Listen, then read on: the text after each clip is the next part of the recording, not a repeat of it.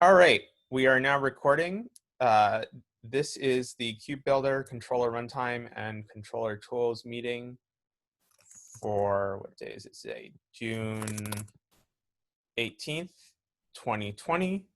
As a reminder, this is being recorded, and will be uploaded to YouTube, so don't say anything that you don't want recorded for all posterity. All right, looks like we have a few things on the meeting today, on the agenda rather. So the first thing is from Joel. Joel, why don't you take it away? Sorry, just to interrupt real quick. I just asked for edit access to add a couple things. Can somebody improve that? You should be able to have access if you are on the KubeBuilder mailing list. I see. I'll try that then. Thanks. Hi, everyone. So the topic I've added for today is about KubeRback proxy. So my team currently, we're trying to set up metrics. We're using controller runtime. We host 4 controllers in one pod at the moment. We, in OpenShift, have a requirement that the metrics should be authorized. So that means we've got to put currently 4 KubeRback proxies into our pod, which then means we've got 8 containers, which doesn't look great, but it's not necessarily a problem. One of my team suggested that what if we just try to do the auth n, auth d checks, host HTTPS metrics within the controllers themselves. So that then led us to look at, well, controller runtime doesn't support this at the moment. Would that be something they're interested in? I spoke with Frederick Branchik, who is the one that wrote the KubeRback proxy, and he was suggesting that we raise a PR to refactor that project so that you can kind of use it as a library. So you don't end up with like a HTTP middleware kind of thing. So you just wrap your Prometheus HTTP handler. So basically the question was, how do people feel about secure metrics and secure webhooks as well? Because that's something that I think we'd like as well long term. Is that something controller runtime wants to support in general, or should we just implement that on our own? That is totally fair. I think perhaps if KubeRback proxy were a library, that wouldn't be too bad. I think we mainly just kind of wanted to punt on that in the past because we had some like discussion about like what the defaults should be for some of the HTTPS configuration, and we were just kind of like, here's an easy way to do this. You can use KubeRback's proxy. It will set things up for you and do the authorization, and then we don't really have to worry about it. I think if it were a library, that would be more acceptable. Yeah, do other people, does anyone else have any thoughts? I have one question actually. So how does auth work in this context? Like, who is authorized? Any valid user in the cluster? Or is it configurable? Or how does it work with KubeRback proxy? So the way, as I understand it, someone correct me if I'm wrong, is that what KubeRback proxy does, it looks for an authorization header, which should contain most likely a service account token. It then does a token access review, which it sends a token to the API server that gives it back like the user and groups. And then it can use those user and groups to check the RBAC within, again, it sends, I think, a subject access review to the API server. And that will say yes or no, this user has permissions to access whatever you've told it you're protecting. So in the KubeRback proxy config, you say, right, this is a non-resource URL of /metrics, and then it goes and does that. So the RBAC is a non-resource URL /metrics. If that's allowed to do a get, then that allows the proxy to proxy the request on, otherwise it rejects.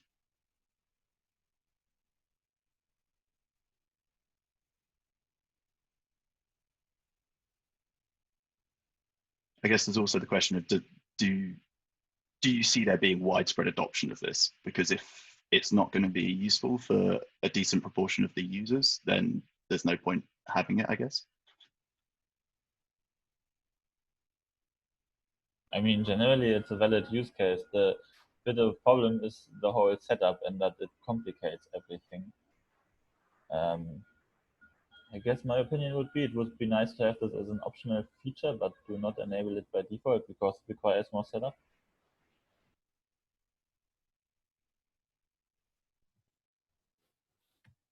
I would be curious. Sorry, go ahead, Sully. No, go ahead. I was just gonna say I'd be curious. So like KubeBuilder right now scaffolds the support for KubeRback proxy manifests and the pods, kind of like we're talking about.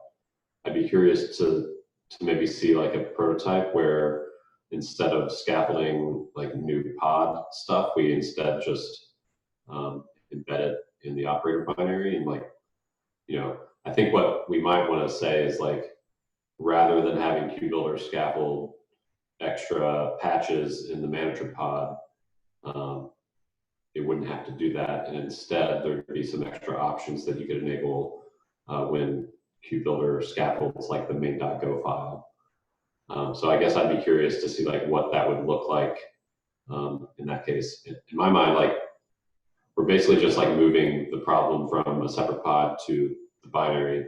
So it seems like all the use cases still exist. We're just kind of moving where this thing is running.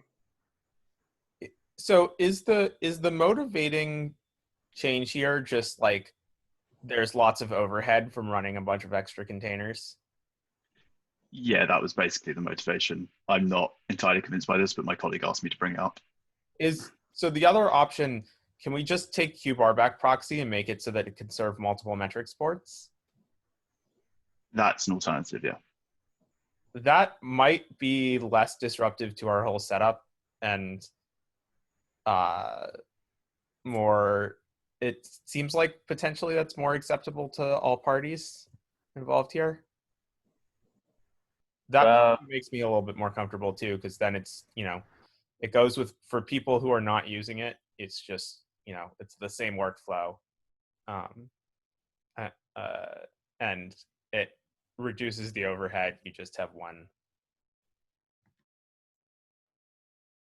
Well, I guess my comment there would be that there's also a lot of people that use controller runtime without KubeBuilder, and they might not even be aware that it's possible at all to do something like this, or that KubeRback proxy even exists.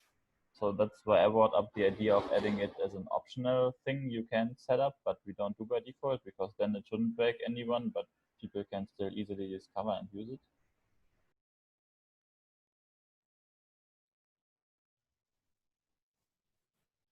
I mean, yeah, it could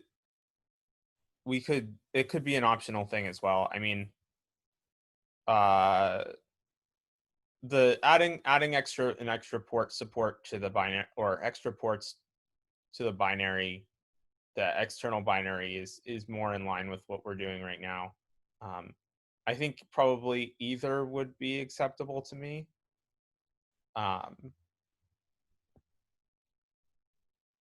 Rather than like embedding specific KubeRback proxy library support in controller runtime, would another reasonable option be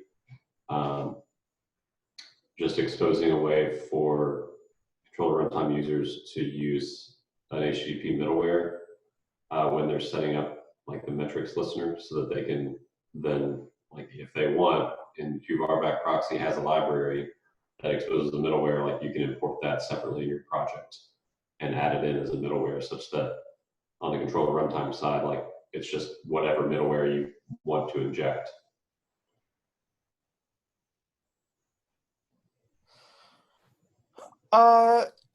Yeah, I mean, that could work. We've talked a little bit about inverting that and making it really easy to use some of our HTTP handlers with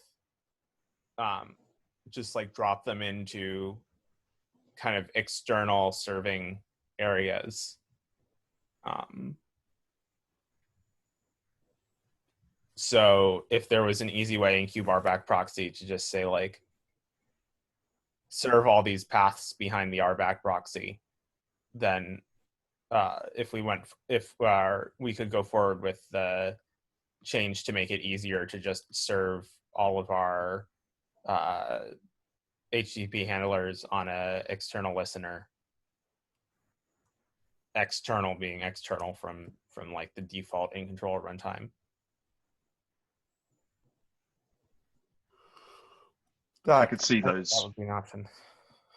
Yeah, I could see those working quite well, and that then means we don't have this problem if there's extra features that people want to add in the future. Like just doing it for KubeRback proxy now solves that immediate problem. But if we make the handlers available or middlewares, then we can just do whatever we want as a consumer of controller runtime.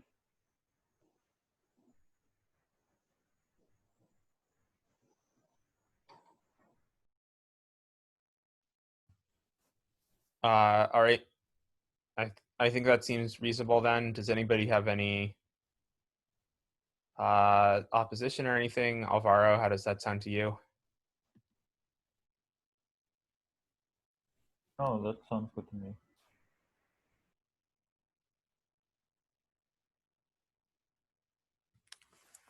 All right. Let's, I guess, open that or write that down on an issue somewhere, and we can move forward with that then. Thanks very much. All right, I think the next issue or the next item on the agenda is from Vince. Yeah, this should be pretty quick. Like I just put a PR up to enable the milestone plugin in our repo. The only thing that I've noticed is that Sully, you're actually not in the maintainers group, so might need to add yourself, or I can open a PR to add you. That's weird. Yeah, you're in the owner list, but not in the maintainer list. So. I shouldn't. Oh, okay. So for most things, like owners cascades into maintainers just automatically. Yeah, I haven't found, like, I don't know if like I can set two groups, because this is like tied to GitHub. I don't think I can, because this is a map for the milestone plugin. But yeah, we can update the group and add you to it. Okay, sounds good. I also am one of the like repo admins, so I can like add milestones that way. Yeah.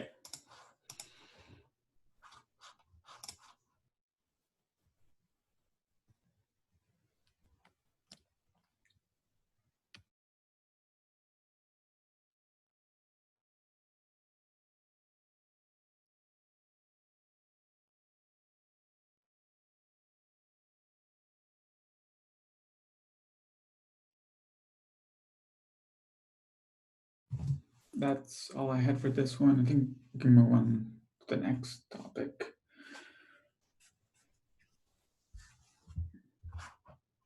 All right, Oren. Hi. Can you hear me okay?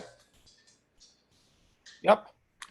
Cool. So first, let me introduce myself. It's my first time here. Oren, I work at VMware.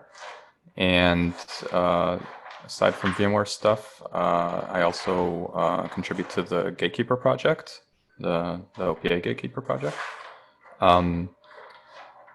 Use controller runtime extensively, pretty familiar with the code and internals. I've adapted it to different use cases. And specifically today, I wanted to discuss an issue I opened a few weeks ago, trying to find a way to upstream work we did in Gatekeeper to support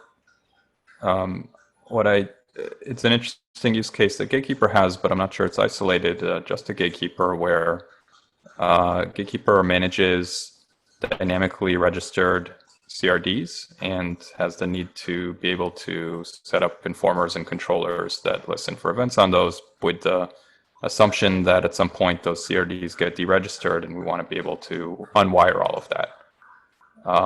The approach we took in Gatekeeper to kind of work around some of the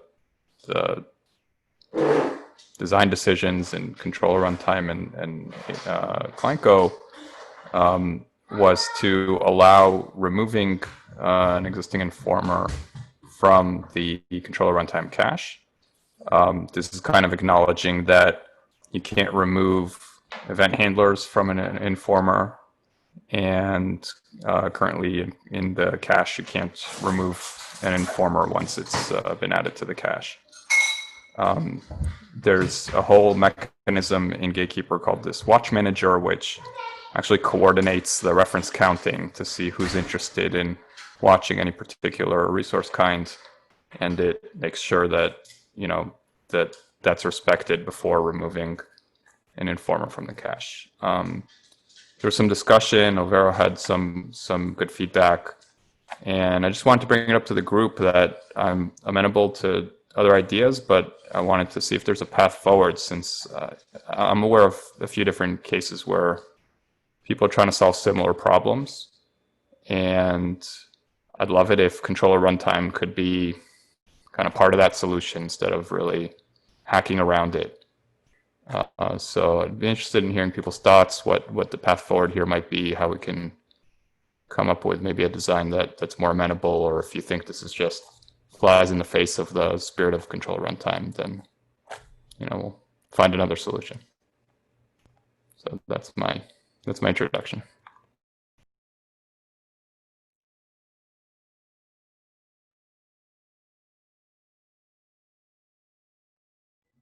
I Oh, sorry. somehow Go missed ahead, please. PR, I think, so I'm just going to do a quick skim while other people give feedback.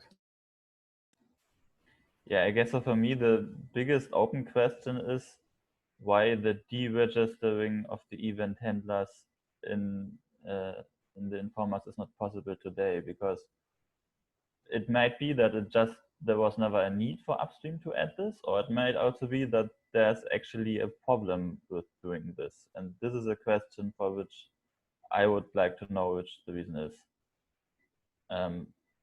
Because if we support deregistering caches, I think we should also somehow have a solution for avoiding having event handlers on caches that don't exist anymore.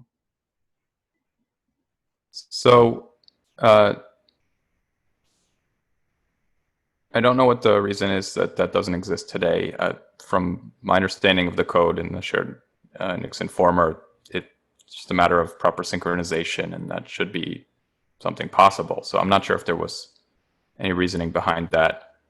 I will say that just removing the event handler is not necessarily going to be enough for the use case I described. What we have is entire CRDs getting deregistered will cause the informer to kind of go into this exponential backoff of failures, establishing its list watch for a resource that no longer exists. So, the watch stream will get cut off. It'll try to reconnect. It'll fail, and it'll just keep doing that forever.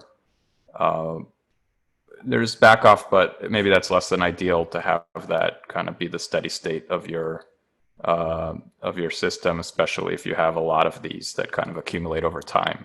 So for us, we have to, with that in mind, we have to really stop the informer. And one of the things that we're doing is the PR allows you to stop. It manages different stop channels for each individual informer in this kind of tree representation, and so you can stop the whole cache, but you can also stop an individual informer with its stop channel when it's removed.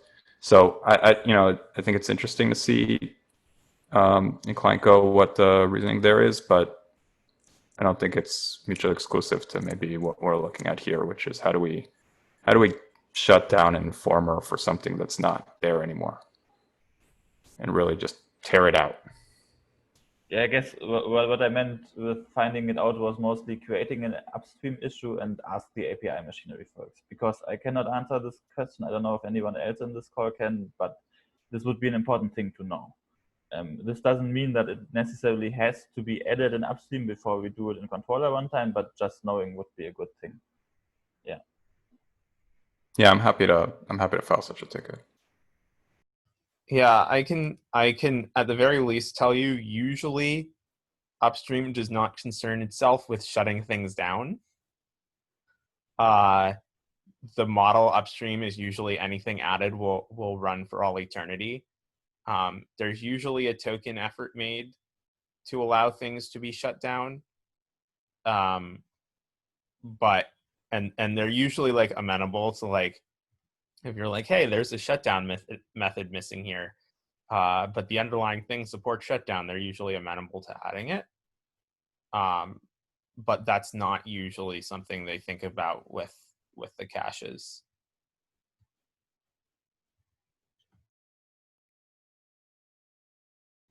I will also say that I know of several other people with this problem too.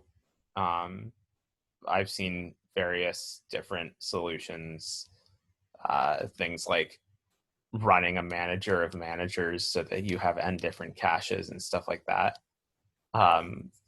which is kind of a little bit clunky. So I think I would like to see a solution for, I think removing informers from the cache is a good start, and it would be nice to eventually just, I think, be able to at some point reference count the individual caches, and just if we're no longer using something, evict it too. Yeah, I had a comment like last week that having read the whole discussion, it seems like there's a lot of worry that like this could break users or like introduce like a new behaviors that are not there right now, and that's a totally fair worry. And I've asked like maybe we can actually have a document or like one of the proposals that we have, which are very simple and straightforward, that we can think of a solution and understand a little bit more about the use cases as well. Yeah, I agree. I think having a little write-up or something would also be very useful here. Just like the PR itself doesn't look super complicated. But yeah, it's just a matter of finding like a, you know, again, like a safe approach that kind of fits into the spirit of the design. So I'm happy to do a write-up that kind of gives the abstract of the problem space, you know, how different ways of the different workarounds that have been done in the past, how we're thinking of solving it. So the reference counting is it's tricky when you go directly to the cache, because there's like, if you look at, you know, get informer for kind, those are called, you never give it back, right? So how do you decrement the reference count with existing code that's using those interfaces? And so in the case of Gatekeeper, we're just using this watch manager, and we are only using that to access these informers. But I agree with I understand and see the hesitation. I'd love to have I'd love to have that discussion, maybe in the context of that document, about other APIs or other ways of approaching this. I think the cache of caches is problematic. At that point, the cache isn't really, we'd have a cache of caches where each cache would be a single informer, and the cache isn't giving us a lot. Like at that point, you write a completely custom cache and it would be about equivalent. So I can get that document written up with the abstract and link it to the issue, and maybe that's a good place for us to have further discussion. I don't know that we're, you know, I wasn't looking for a kind of a conclusion right now. I just wanted to get it on people's radar and maybe look for the right avenue for continuing the discussion. Sure. Yeah, sounds good. Let's discuss on a design doc or something. Cool. So real quick, I just put a question in the chat. I don't know if this is related or not, but there's another open issue about using filtered list watches when you're setting up, like using list options when you're setting up a cache, and there's some concern also around there about possible foot guns. I don't know if it's related, but I just thought I'd throw that out there and see if as we're trying to solve both of these problems, if there's a solution that makes it work for both. If it's not related, then just disregard. I don't think it's related. Someone else can correct me if they see a design that matches both, but I don't imagine the final design for this will solve filtered list watches. I'm not suggesting that it would solve it, but it seems like we're talking about like potentially removing informers that then cause us to stop being able to have new events for certain types added to the cache, which seems like it's kind of in the same realm as only caching instances of objects that match list options. So I just wanted to, I don't think it's going to be one solution fits both, but it might be that whatever solution we come up with for one, we might want to consider the other. So we don't like totally paint ourselves into a corner. We can keep that in mind, or we can try.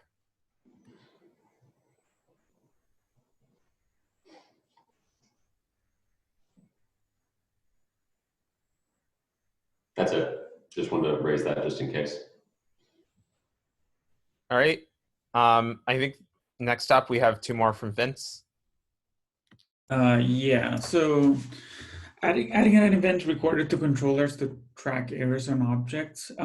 So this came up like in Cluster API. Like I've seen a lot of folks like pretty much doing the same pattern, like returning an error, logging it, which then it gets double logged, and like I have to explain that all the time, and then sending an event as well.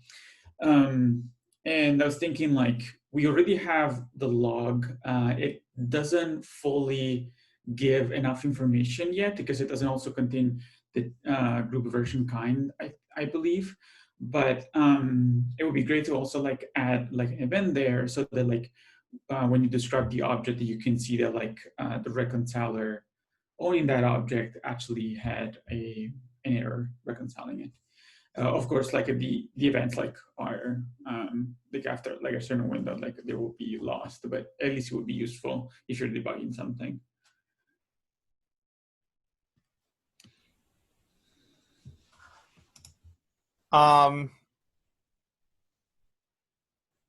So I think I have two immediate comments, or three.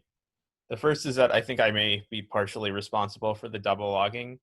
I got in the habit of showing logging before returning an error in a lot of the example code I wrote, just because the log line that goes after the error loses both context and stack trace information, unfortunately, which is something that I've thought it would be nice to solve over the years by, you know, maybe having stack traces and errors, which I think we had a prototype for that once or something like that. But it would be nice to maybe figure out a better way to have extra context in the error that we return so that like the automatic logging could handle that nicely. I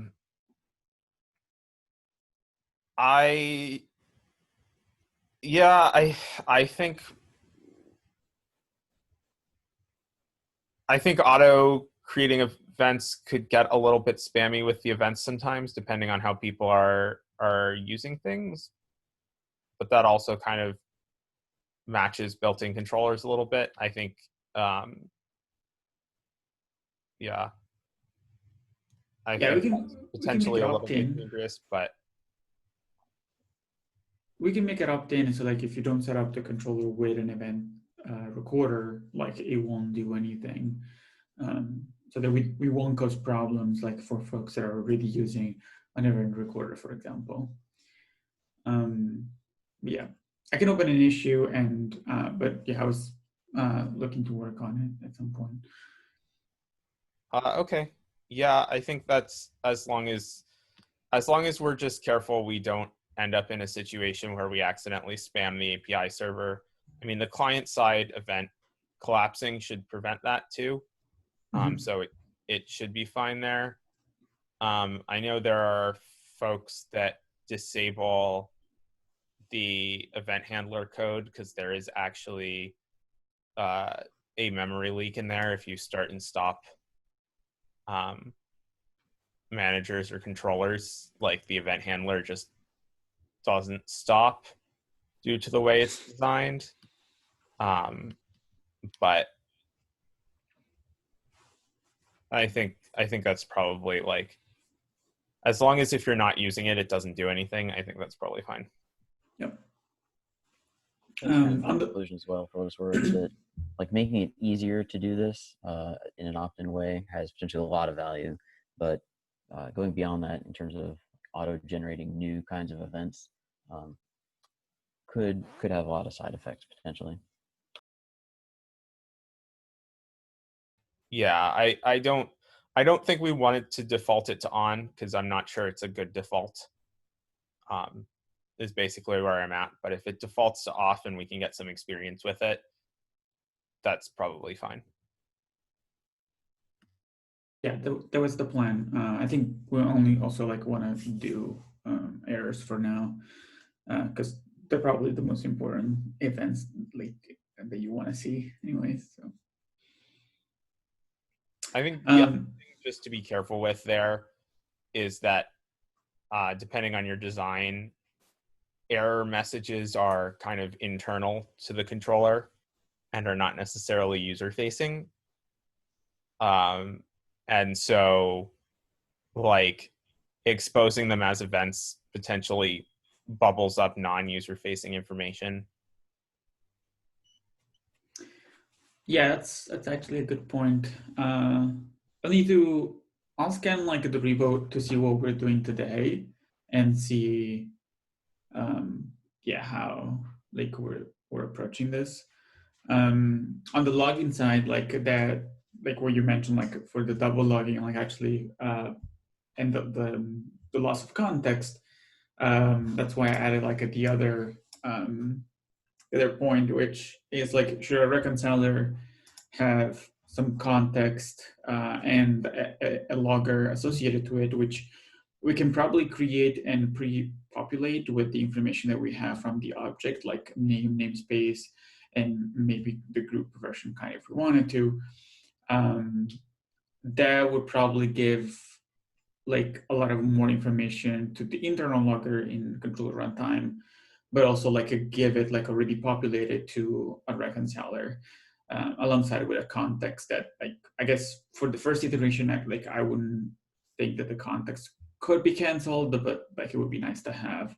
And then like every other call that accepts a context in the future could also be canceled. Yeah, I think there's two different questions there. I think providing a context would be useful. Potentially a logger, although I think usually like it ends up being more useful in the individual like reconcile method to set up the logger there, just because that has more information about exactly what's going on, and so you can give better label names and stuff. But I think at the very least a context could be useful. I think for what I was saying with errors, I think it's usually inverted. Like there's context from the call, like the person returning the error that the person returning the error has, that gets lost when you return the error. So stuff like the current stack, as well as sometimes even more user-facing information about what the error was, or like log tags, so to speak, that have been attached to the logger but don't get propagated with the error. Really just like, I think deficiencies in the way that we're dealing with errors or Go's error handling. I think there is a solution there, but it's maybe a different story. I know a while ago I kind of uploaded a prototype, so quite a while ago now, of like errors that could also have tagged values with them, like structured errors or something. We may at some point want to revisit that just so if we want to solve that kind of double logging issue, and could potentially use that framework also to solve stuff like we want to have a user-facing error message that gets automatically exposed somewhere or something like that. But I think that's potentially a separate issue. Yeah, that makes sense. Yeah, for the context, like you'll probably need a new minor version, but because it is a breaking change, unless I don't know if I want to like have like reconcile with context, just for the sake of it, but I actually probably don't. So yeah, we can wait for 07 to add that context at least. So quick question on the context. Is the main motivation to have to be able to respond to cancellation of the whole manager or the controller being stopped, or is it to just have a context to pass to the the different client APIs, or is it to try to enforce timeouts for reconciliation, which is something that's not clear to me whether that's an anti-pattern or not. I know at least for stuff I've been thinking about, there's other stuff it would be useful for besides just timeouts.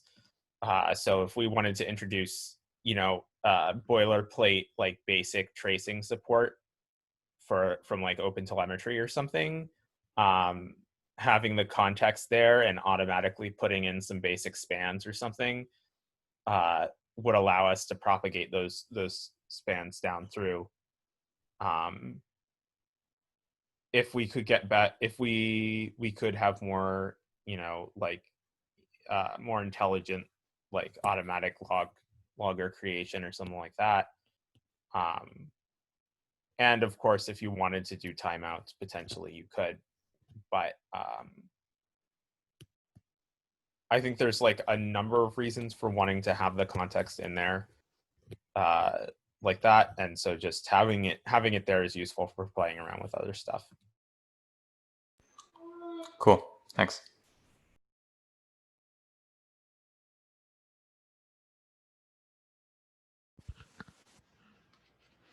All right, does that mean, I guess I'm up? So bringing back something we talked about at KubeCon, which is the deprecation of fake client. I think there's been this talked before about like, we want to remove that deprecation notice. And so I just wanted to talk about kind of the path forward there. What I've heard is that, we need to like document the limitations of a fake client.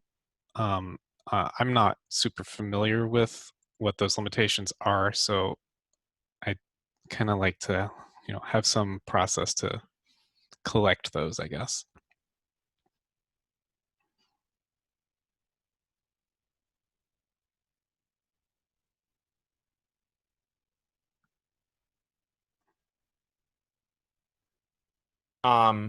Yeah, I think there's a few fake client related like to-dos and issues floating around. I think we had, just to list them off the top of my head, ones I know about off the top of my head, we've had a couple questions about people wanting to do wanting to be able to set up the more detailed like responses from the fake client,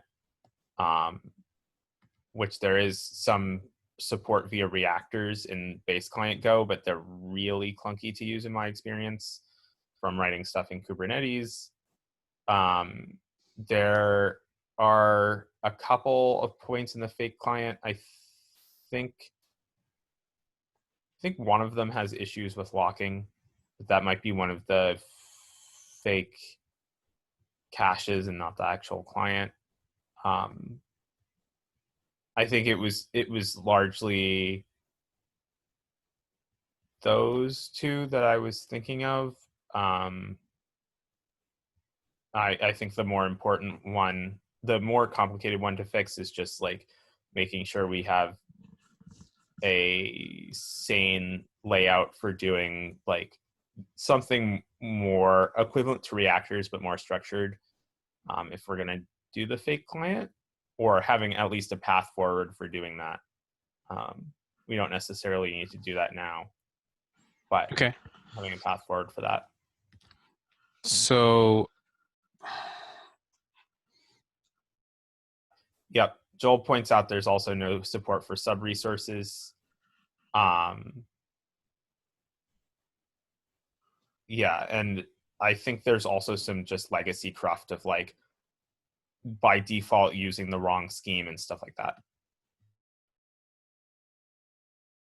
isn't the scheme passed in? There was a case where we're default using the Kubernetes scheme, like the legacy scheme, if it I see. wasn't passed in, which is see. kind of a foot gun, because then your stuff like half works until it doesn't. I see. Yeah, I think I may have run into that before. Me too. Okay, great. I've written those down. I'll try to like, I don't know, is documenting those kind of limitations enough to remove the this, because the thing is, like, we've had at least one team that has looked at the fake client and said, oh, it's deprecated, we're not going to use it. And I just feel like that's it's kind of like not a real deprecation in a way, like we've said we've wanted to unmark it as deprecated, and like they didn't look at the reasons it was like, or what the limitations are. So I just want to like kind of remove that speed bump that to using it. Yeah, I'd like to see at least a couple of the smaller things get fixed before we remove the deprecation notice. So like fixing the thing with the scheme at the very least. Just like remove the very basic foot guns. Then we can probably remove the deprecation limit. Note that we'll probably be fixing some of the other stuff in the future, or what the limitations are. But I think before we remove the deprecation limit, like I think we probably just generally want to have a plan. So if we remove the deprecation limit and then immediately just change it, that seems kind of silly. Or if I think it seems more reasonable to have a plan for how we're going to change it when we put the deprecation limit, or when we remove the deprecation limit, so that we can at the very least say, this is probably going to change like this in the future. So just be aware that what's going to happen. Does that make sense? Yeah. Okay. So I kind of just want to like help that along as much as I can. I guess we can work on that scheme thing. That seems understandable. I still want to like, I feel like there is some knowledge out there of maybe some other things that we have. Can we just, how can we collect all those issues? I think we I'll should start a Google Doc or something. Well, I think we should start linking them in the tracking issue, actually. I think we have a tracking issue somewhere. If we don't already, we should create one and just start linking them all there. Okay. And we can edit them into the like first issue comment, or the first issue description, as like a checkbox list of like, these are the issues we found. Okay. I mentioned in chat, like, oh, sorry, go ahead.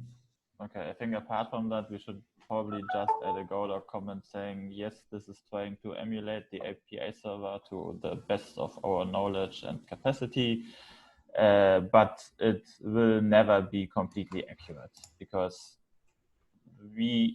I'm pretty sure there are more things people are just not aware of, or we'll just cover later on, and we won't be able to make a complete exhaustive list in advance. So my perspective on that is actually kind of the opposite, is that we shouldn't necessarily be trying to emulate the API server. And instead we should, it's called a fake client, so we should be emulating a client. So, mocking the responses to that. And, the object tracker storage backend is kind of a way to do that, that makes it very easy to use as a test writer. But maybe, implementing all the little details of API server, that's probably better left for an integration test or test env. Yeah, I think so. I think largely this comes down to largely like the overall problem that I've seen with the fake client in the past is that people start using it and they start realizing that their controller is relying on some point of the API server that is not implemented by the fake client, and you end up like, just implementing more and more of things that are part of the API server in the fake client, and then you end up with something really complicated. Right. Which is why we've kind of been hesitant to recommend it in the past. And this is actually why it was originally deprecated. Just because it's hard to use. I think it's hard to use right without giving yourself issues in the past. But so I feel like that. Oh, sorry, I didn't mean to interrupt. No, go ahead. Okay, so I feel like that's a kind of a segue into the next item, which is a reactive client, or adding reactors. I know you're not a big fan of reactors, but I kind of feel like that's part of the answer here, which is to allow test writers to fake those specific behaviors of the API client, of the API server, that are important to that test. And it also helps make that test really clear that this behavior is important to the functionality of this test. So this is actually largely the reason that I like most of my dislike for the fake client comes largely from the way I've seen reactors used in Kubernetes. You end up with a lot of really complicated test logic or setup logic that's very, very brittle oftentimes, or at least that's my experience and how I've seen it being used. And so part of the hesitance was like, when you're encountering those situations, I'd rather steer people towards env test. I agree with that sentiment in general. Like I've mentioned in chat like that we found some issues with generation and resource version, for example. They're like they don't behave properly, so patch and update don't work properly in that case, even if you mix and match, right? Like that's something that like a reconciler might do, and we found issues. So my baseline is like, we found tests that were actually not testing anything at that point. And that's a big worry for me. That's like, you want to use the fake client, that's fine. We can remove that deprecation, but there should be also a big warning that like says, this is not enough to make sure that your reconciler does what you expect it does. Right. Yeah, so like it can test, like, I mean, we're probably using only for unit tests, and I'm trying to move away from it because it's just like not enough. It like 90% of the times that we issue a patch or we issue a patch and an update. So unless we fix those bugs, but then it always, like, as you mentioned, like, should it be fake client just for a client, or it should actually be like mimicking an API server? So out of curiosity, David, can you how are you using the fake client? Because the other thing we could do, I know other people have like floated the idea. Let me back up. I'm a little scattered today. I've seen a lot of the use cases I've seen have been injecting extraordinary conditions. I've seen two categories of like why we're using the fake client. One of them is injecting extraordinary conditions that are hard to simulate with a real API server. Right. And the other one is performance reasons. For whatever reason, even just spinning up the API server doesn't work, or is insufficient, or is too slow, or whatever. Both of those things. Yeah, it takes 5 seconds to start a test env. It's not a unit test at that point. And yeah, anytime we're adding reactors, that it is, probably 90% of the time, if not more, if not 100% of the time, to add an error. So I think maybe we could capture that use case better. And just like have start with an easy way to be like, I want to inject an error into the flow. Mm-hmm. And see if we can solve that more specific use case without encouraging the rest of the foot guns. Yeah, okay. I see the logic there. That makes sense. I guess the other case I'm thinking of that we've used reactors is like just kind of using it as a spy.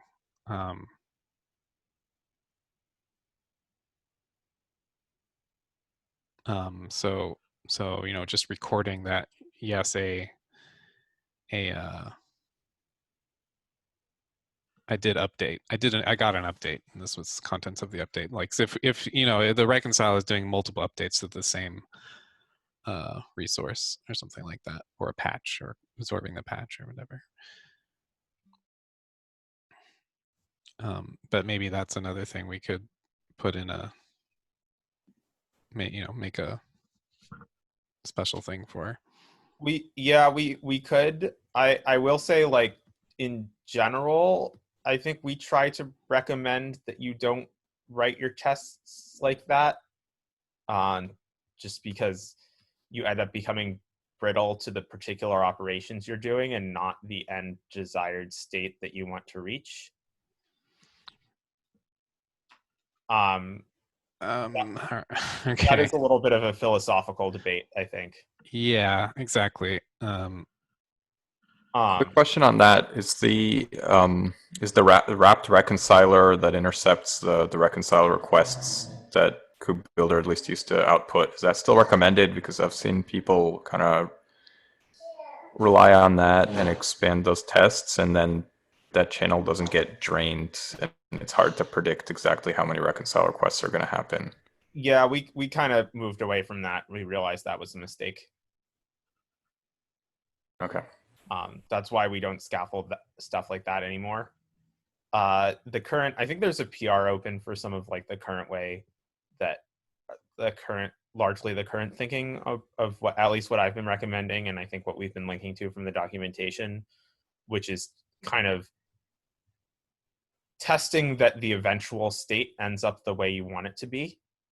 So saying like, here's my inputs, the reconciler is running, make sure that like you eventually reach the desired outputs.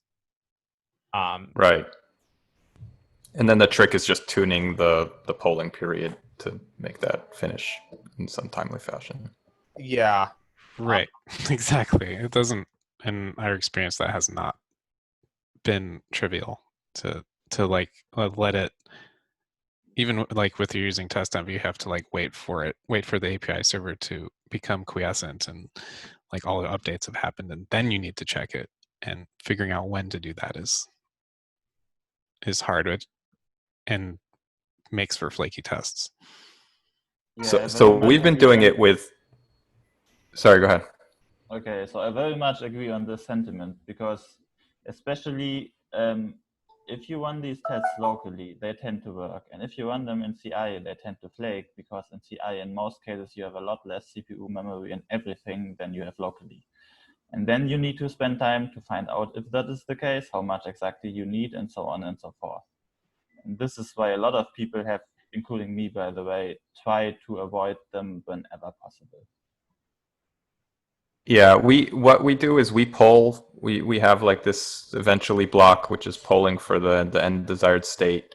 So again, it's polling it's tuning the poll period, but also tuning the overall timeout. And like Alvaro said, right now, if you set the timeout too low and it works on an unloaded system, that's great. You put it in another environment, it starts failing. You put it too high, and it takes forever to find out that hey, it's actually a logic error and it's never going to reconcile. So that's the tension there, but trying to count reconcile requests doesn't really work out either. So I've experienced this firsthand. Yeah. So I think I think that's a fair point. Like, for what it's worth, I know we're at time, but for what it's worth, like we had these problems in Ghost API a lot. I've done some digging, and like, for example, one thing is that like the test suite doesn't use a dedicating client, which doesn't use a cache by default. And we fixed that, and that solved like kind of like hammering the local API server, for example. Then there is the reusability of testenv, which we also have worked on. So there is like ways to improve that. I can probably make a list of the changes that we've made. But yeah, we reduced the running time in Ghost API from 10 minutes to 2 minutes, like just a few weeks ago. And it was actually pretty good to see. And this is in Pro, which Pro doesn't have many resources, which is pretty constrained. So yeah, I can definitely contribute these back and to see if like we want to make these defaults, but they're definitely nice improvements. Yeah, I guess I am sympathetic to like also people have their own way of doing tests that works well.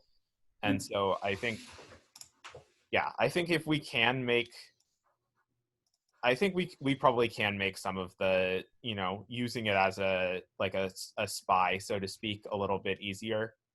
And then like, we can recommend certain things in KubeBuilder, and we can suggest certain things in the controller runtime documentation, but we can also say, okay, this is here if you do want to write it this way. So I think to summarize all of that, I think maybe what I would like to see in the fake client is, like you said, collect all the list of bugs, and then collect like the major things that you're trying to do with the reactor, and see if we can start by making those specific targeted things a little bit less clunky. Because the reactors themselves are a very general purpose tool that gets really unwieldy even for simple things. So if we can make the simple things easier, and then we can make the more complex things maybe possible with just a better structured reactor. Because there's like a lot of weird quirks to the reactor. Like the client Go reactors have no like type safety around the around the resources you specify. So it's really easy to specify just like a resource that doesn't exist, and then your reactor doesn't fire, and it takes a while to figure out that you've like missed an S or something. Like there's a lot of weird quirks that I've seen. Okay. Yeah, that makes sense. And maybe we can, so I came here thinking like maybe we could contribute reactive client, but maybe we can contribute that something else that, takes care of the major use cases that's, otherwise similar.